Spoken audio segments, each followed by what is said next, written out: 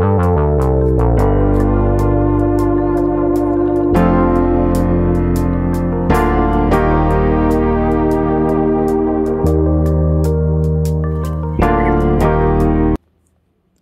महाराष्ट्रात अशी कितीतरी ठिकाणं आहेत जी आपल्या संस्कृतीचा ऐतिहासिक वारसा जपून आहेत.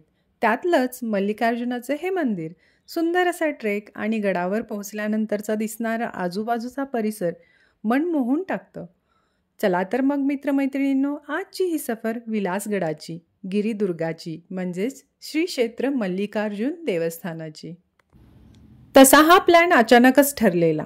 आष्टा इस्लामपूर रोडवरचं बांधकाम चालू होतं, त्यामुळं गोटखिंडीवरून शिराळ्याला जाण्याचा प्लॅन झाला आणि त्यातच मग मल्लिकार्जुन देवाला यायचा योगायोग आला. आणि मल्लिकार्जुन म्हणजे शिवाचं मंदिर. हे मंदिर सांगलीपासून 35 किलोमीटर अंतरावर एडेनिपाणी या गावी आहे. एडेनिपाणी हे वाळवा तालुक्यात येतं आणि एडेनिपाणीच्या गावाच्या बाहेर एक टेकडी आहे, त्या टेकडीवरती हे मंदिर आहे. तशी दुपार झाली होती आणि ढगाळ वातावरणही होतं, त्यामुळं जो ट्रेकिंगचा आनंद होता तो वेगळाच होता. येतानाचा जो रोड आहे थोडासा कच्चा आणि थोडा चांगला असा आहे, म्हणजे मॅनेजेबल आहे. पार्किंगची पण छान व्यवस्था आहे आणि इथली दाट झाडी बघून थोडा वेळ भीती वाटली की म्हणजे वन्य प्राणी वगैरे असू शकतील इथं. पण 1-2 लोक पाहिल्यानंतर थोडा दिलासा वाटला आणि मग आम्ही वरती निघालो. वरती जाण्याचा हा मार्ग पायऱ्यांचा बनलेला आहे. नागमोडी आणि थोड्या उंच अशा या पायऱ्या चढताना थोडा दम लागतो बरं का. आणि त्यामुळं तुम्ही सोबत पाणी आणि थोडं स्नॅक्स ठेवा. जागोजागी शेड आहेत, त्यामुळं उन्हाचा तसा त्रास होणार नाही. थोडं वरती आल्यानंतर पाताळगंगा आणि अगस्त्य मुनी यांच्या वास्तव्याकडे जाण्याचा मार्ग आहे. म्हणजे असं म्हटलं जातं की इथं अगस्त्य मुनींनी वास्तव्य केलं होतं या डोंगरावरती आणि तो आपण येताना बघू, कारण अगोदरच उशीर झाला आहे. पायऱ्या चढताना खरंच थकवा जाणवला आणि आम्हाला वाटेत हे लोक भेटले, तर त्यांना आम्ही विचारलं अजून किती लांब आहे, तर ते म्हणाले आहे थोडंसंच आलं आहे, तुम्ही अगदी जवळ आला आहे. मग थोडा दिलासा वाटला आणि थोडा वेळ बसून आम्ही परत थोडं वॉक केल्यानंतर मंदिराचं दर्शन झालं. म्हणजे एवढा ट्रेक इतका छान होता आणि तो ट्रेक करून आल्यानंतर मंदिर बघितल्यानंतर अगदी आनंद झाला. आणि या साईडला थोडीशी माहिती आहे किल्ले विलासगडाची. तर इथं आपण काय काय बघू शकतो? ऐतिहासिक वास्तू, वाड्यांचे अवशेष, चुन्याचा घाणा, श्रीकृष्ण मंदिर, तटबंदी, विठ्ठल रुक्मिणी मंदिर, गंगाटेक आणि तलाव अशा बघण्यासारख्या गोष्टी आहेत मल्लिकार्जुन मंदिराशिवाय. आणि इथं मंदिराच्या शिलालेखाविषयी थोडीशी माहिती. सकाळी तर चांगलंच फॉग होत असणार आहे.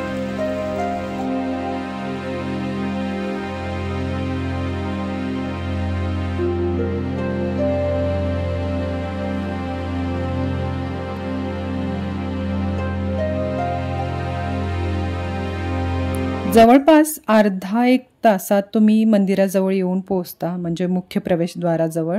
आम्हाला जवळजवळ 1 तास लागला.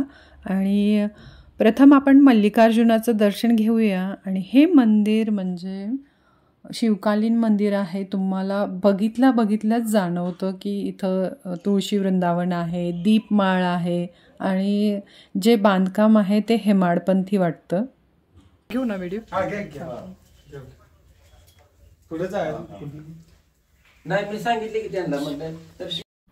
मंदिरात आत गेल्या किल्ल्याचं मूळ दैवत म्हणजे कोटेश्वर, त्याचं छोटं मंदिर आहे, ते आपण दर्शन घेऊ.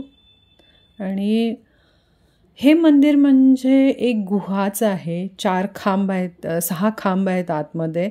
आणि या मंदिराचा इतिहास किंवा कथा अशी आहे की अगस्त्य ऋषींनी शिवलिंगाची पूजा केली आणि आपली पत्नी लोपमुद्राला म्हणाले की या क्षेत्री शिखर पाहिले असता जन्ममरणाचे फेरे सुटतात.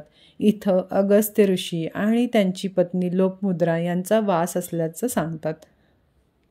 आणि हा ग्रीन कलरचा पडदा आपल्याला दिसतोय ना, तिथं कार्तिक स्वामीचं मंदिर आहे. ते फक्त कार्तिक पौर्णिमेला ओपन करतात, इतर वेळी इथं पडदा असतो.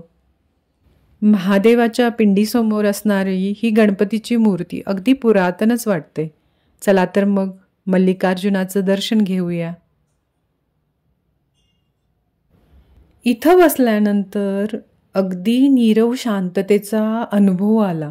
म्हणजे महादेवाच्या तशा सगळ्याच मंदिरात तुम्हाला हा अनुभव येतो, पण इथं बसल्यानंतर हे जाणवलं की हे देवस्थान किती जागृत आहे आणि आपण देवाशी किती एकरूप होऊन जातो इथं आल्यानंतर. या मंदिरात मल्लिकार्जुनासोबतच कार्तिक स्वामी, परत कोटेश्वर आणि गणपतीचं मंदिर आहे. तसेच सोमनाथाचं सोमनाथाचं मंदिरसुद्धा जागृत आहे आणि स्वयंभू आहे. या मंदिरात दिवा ठेवण्यासाठी दिवड्या आहेत.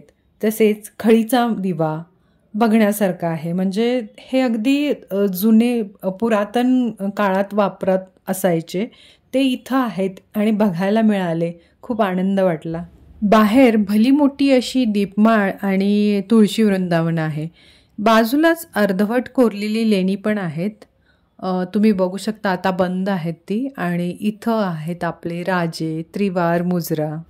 मंदिराच्या आवारातच थोडं पुढे गेल्यानंतर हे काळभैरवनाथाचं मंदिर. इथं दर्शन घेऊन जसं पुजाऱ्यांनी सांगितलं की इथं गंगाटोक म्हणजे एक पाण्याचा डोह आहे, जिथं कायम पाणी असतं, उन्हाळ्यात सुद्धा पाणी असतं. तिथून पाणी आणून महादेवाचा अभिषेक केला जातो. म्हणजे गंगा म्हणतात त्या ठिकाणाला. आणि तिथं आता आपण जाणार आहोत. तत्पूर्वी या ठिकाणचं हे विहंगम दृश्य बघा. म्हणजे इतकं सुंदर आहे. तुम्हाला दूर दूरवरचा परिसर, अगदी शेती, पूर्ण शेती, ग्रीन ग्रीन शेती सगळी दिसते. हिरवंगार जिकडं बघावं तिकडं दिसत आहे.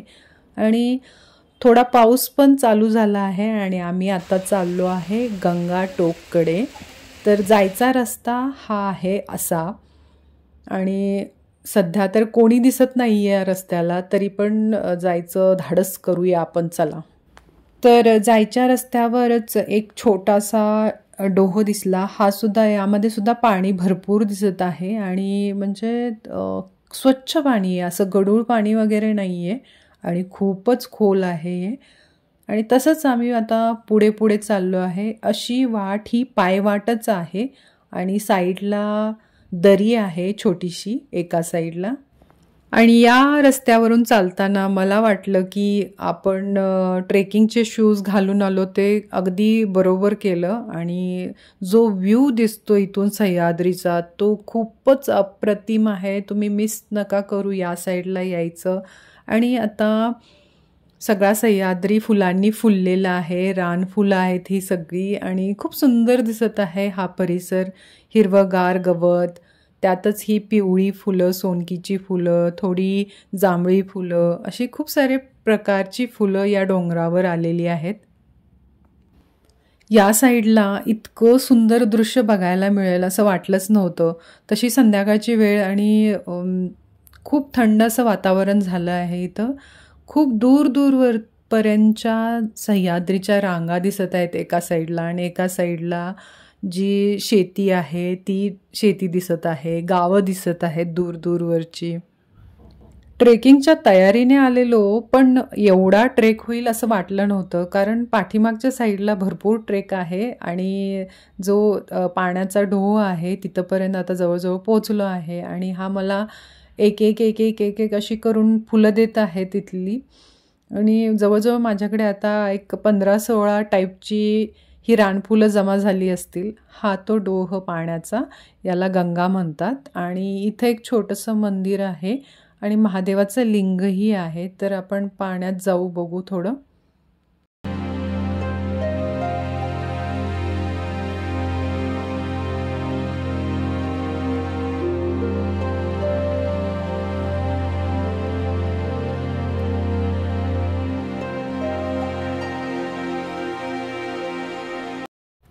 इथं दर्शन घेऊन आम्ही त्याच रस्त्याने आता परत चाललो आहे मंदिराकडे. आणि वाटेतच म्हणजे पुन्हा थांबून थांबून इथलं हे दृश्य बघावं वाटत आहे आणि थोडंसं एन्जॉय करू आपण निसर्गासोबत.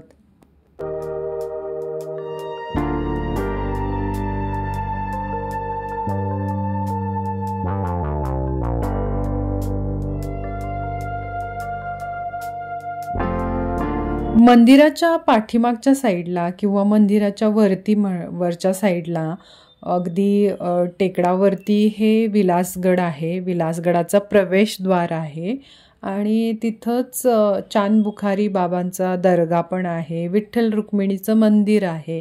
तर हा जो रस्ता आहे तो आपल्याला आता घेऊन चालला आहे चांदबुखारी बाबांच्या दर्ग्याजवळ. तर हा रस्ता पण चांगलाच ट्रेक आहे, त्यामुळं तुम्ही त्या तयारीत राहा की इथं आल्यानंतर खूप सारं ट्रेकिंग होणार आहे. पाण्याची बॉटल सोबत ठेवा.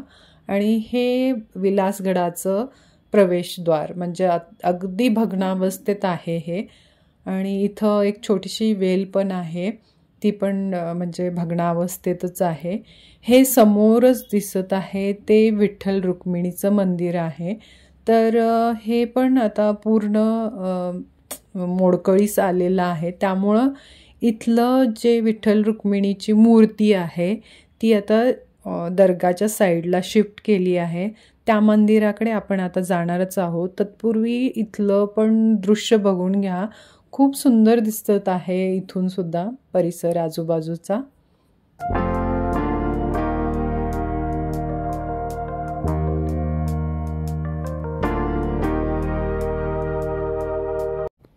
आणि इथल्या मंदिरातली जी विठ्ठल रुक्मिणीची मूर्ती आहे ती पण फार प्राचीन आहे. गेल्यानंतर ते जाणवतं की मूर्ती खूपच प्राचीन आहे.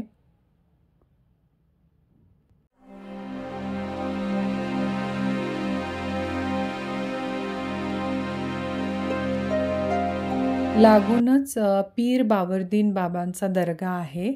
आणि इथं लेडीजना अलाउड आहे की माहीत नाही, पण मी गेलेली नाही आतमध्ये.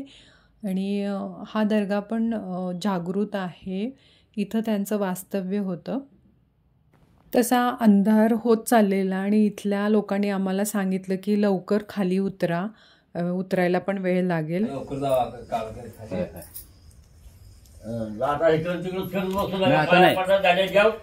निवांत. होय होय. तसं आम्ही चांदबुखारी बाबांचं दर्गाचं दर्शन गडबडीतच घेतलं, कारण अंधार होत चाललेला आणि आम्हाला इथल्या लोकांनी सांगितलं की तुम्ही आता लवकर निघा आणि उतरा खाली मंदिराच्या. तर आम्ही मंदिराच्या दुसऱ्या साईडने आता खाली उतरत आहे. आणि बघूया की इथं दिवे लागणी तर झालेली आहे. गावातले दिवे आता इथून दिसत आहे, दूरवरच्या परिसरातले. तर हा रस्ता आहे, हा दुसरा रस्ता. तर मी तुम्हाला सजेस्ट करेन की तुम्ही या रस्त्याने येऊ नका. जो पहिला रस्ता आम्ही दाखवला आहे व्हिडिओमध्ये त्या रस्त्यानेच वरती या आणि परत त्याच रस्त्याने खाली उतरा.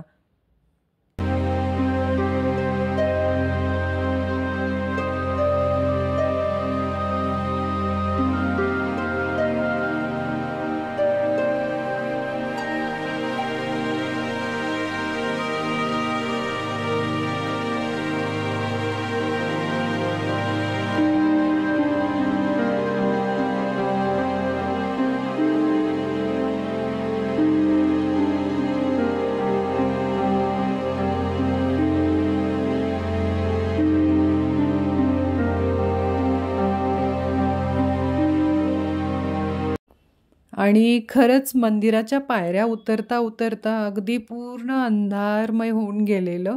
आम्हाला वाटलं की आता आम्ही एकटेच आहो की काय, पण वाटेत आम्हाला एक 2-3 फॅमिलीज भेटल्या, त्यामुळं छान वाटलं, हायसं वाटलं. आणि जो गर्द झाडीचा भाग होता तो तर पूर्ण अंधारमय होता.